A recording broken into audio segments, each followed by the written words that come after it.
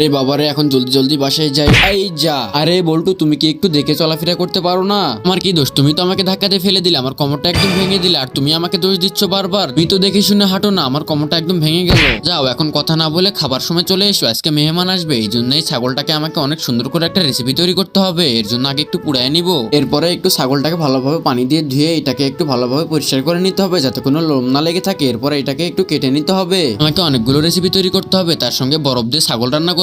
এর জন্য প্রথমেই ছাগলটাকে একটু কড়াইয়ের মধ্যে দিয়ে এটাকে তেল দিয়ে সিদ্ধ করে নিতে হবে। সিদ্ধ করা হয়ে গেলে আমি রান্না চাপাবো। আমার ছাগলটা সিদ্ধ হয়ে গেছে, এবার আমি এটাকে ধুয়ে নিয়ে রান্না চাপাবো। রান্না করা দেখার আগে বন্ধুরা, তোমরা যদি তোমার মাকে ভালোবাসো তাহলে ভিডিওটিতে লাইক করে দাও এবং চ্যানেলটিকে সাবস্ক্রাইব করে কমেন্টে বলে দাও তোমরা কোন ক্লাসে পড়ো। এবার রান্না করার জন্য প্রথমে কড়াইয়ের মধ্যে তেল দিয়ে দিব। তেল দিয়ে একটু আদা দিয়ে একটু বেশি করে লঙ্কা দিয়ে পেঁয়াজ দিয়ে দিতে হবে, দিয়ে কয়েকটা টমেটো দিয়ে এরপরে আমি আমার বরফ দিয়ে দিব। পরে আমার ছাগলের মাংসগুলোই বরফের উপরে একটা একটা করে সাজিয়ে দিতে হবে। সাজিয়ে দিয়ে কিছুক্ষণ একটু জাল দিলে বরফগুলো পানি হয়ে আমার মাংস একদম রেডি হয়ে যাবে। ততক্ষণ আমি সব রেসিপিগুলো রেডি করি। তো বন্ধুরা, বলতে বলতে আমার সব রেসিপি একদম রেডি হয়ে গেছে। আরে তোমরা কোথায় চলে এসো?